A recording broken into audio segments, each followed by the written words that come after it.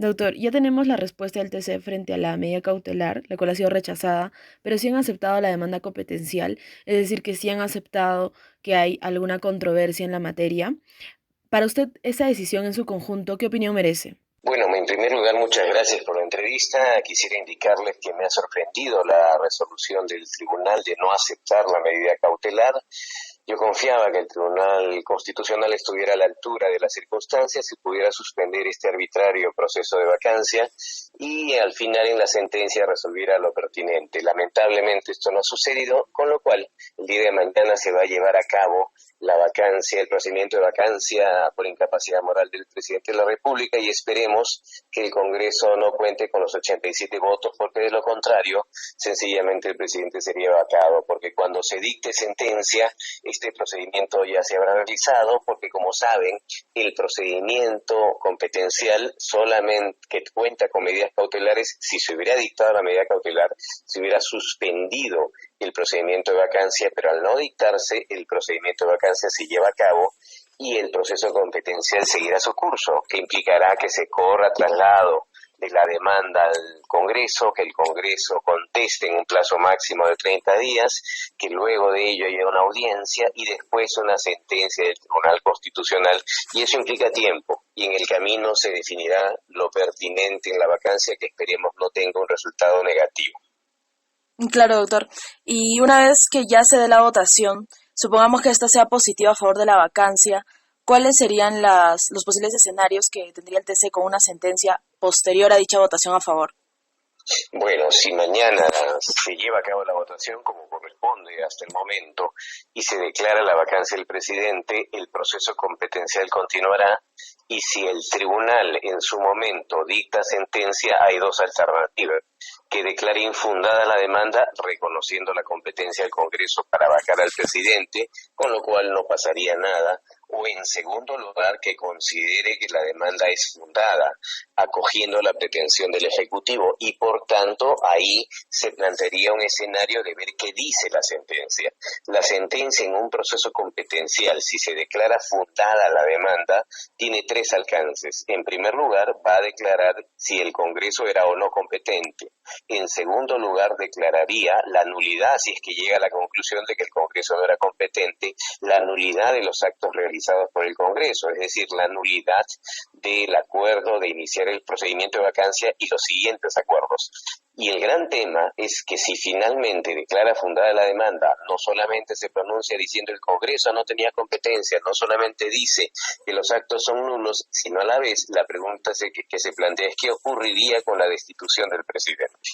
¿El presidente volvería a ser presidente? ¿El presidente Vizcarra volvería a ser presidente? ¿O sencillamente esto no tendría eficacia retroactiva, sino seguiría para adelante?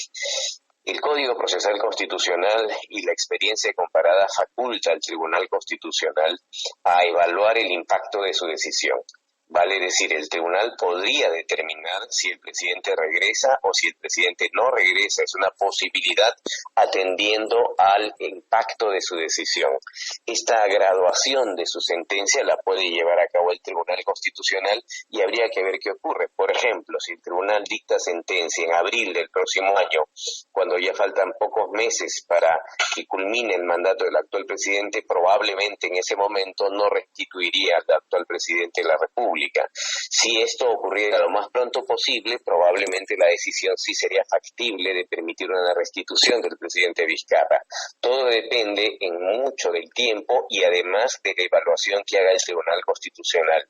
Este debate ya se planteó antes en un caso antiguo que resolvió el Tribunal Constitucional de la SBS y también se discutió cuando se inició un proceso competencial para cuestionar la disolución del Congreso. Y ahí se decía, ¿qué ocurriría si se declara fundada?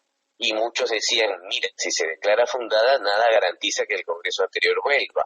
Sencillamente diría que había un acto inconstitucional, pero las cosas no se retrotraen al estado anterior, sino esto sería para futuro.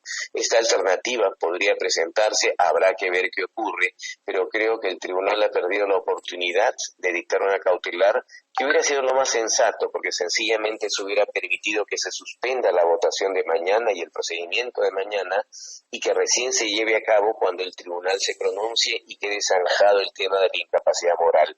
Ahora, lamentablemente, no está zanjado, y al final el debate de mañana no va a ser un debate jurídico racional, sino va a ser un debate político y de votos. Habrá que ver si consiguen los 87 votos, y donde el tema de las razones jurídicas no será necesariamente que se imponga, sino por razones políticas, y terminaremos desnaturalizando la vacancia presidencial. Sí, doctor, justo sobre ello, como le comentaba, ya había una propuesta de que, por ejemplo, se aumenten los votos de 87 a 104 para el día de mañana, y no había ninguna pronunciación por parte del TC. Tengo entendido que solamente tenían que pronunciarse sobre la medida cautelar. Pero, ¿qué opina sobre esa propuesta? ¿Solucionaría en algo, o lo que en verdad se deberían haber enfocado es en delimitar específicamente el supuesto de hecho frente a la vacancia por inmoralidad? Bueno, en principio en una cautelar no se discute el tema del número de votos. En una cautelar solo se discutiría si había aparente afectación de competencias, peligro en la demora y si la medida era adecuada. El número de votos no es objeto de controversia en una cautelar. Eso podría discutirse en la sentencia. Hace años el tribunal se pronunció sobre un tema en un proceso de inconstitucionalidad, sobre el procedimiento de votación para la vacancia, y ahí estableció la necesidad de una votación calificada y exhortó al Congreso a que reforme su reglamento, porque en ese momento no había procedimiento. Si ahora el Tribunal Constitucional declara fundada la demanda, que ya no será de inmediato, será luego de la decisión de mañana, si llega a declarar fundada y el tribunal dice se requiere una mayor votación, en realidad podría hacerlo como una exhortación, pero creo que no sería el tema central. Creo que el tema central es determinar en qué consiste la incapacidad moral permanente, y si es que esta incapacidad moral permanente puede ser utilizada como una suerte de juicio político o una suerte de censura encubierta a un presidente, y en qué medida eso afecta las relaciones ejecutivo-gobierno y desestabiliza un régimen democrático y debilita un presidencialismo que es el que tiene el Perú. Claro, doctor, finalmente, justamente refiriéndonos a los principios democráticos que deberían regir la política y las acciones en el país, para usted, ¿qué opinión merece el hecho de haber generado una vez más una crisis política al presentar esta moción de vacancia al presidente? Lamentable, porque el país vive una crisis sanitaria, vive una crisis económica, y encima agregar una crisis política realmente demuestra la falta de seriedad y compromiso con el país de la clase política.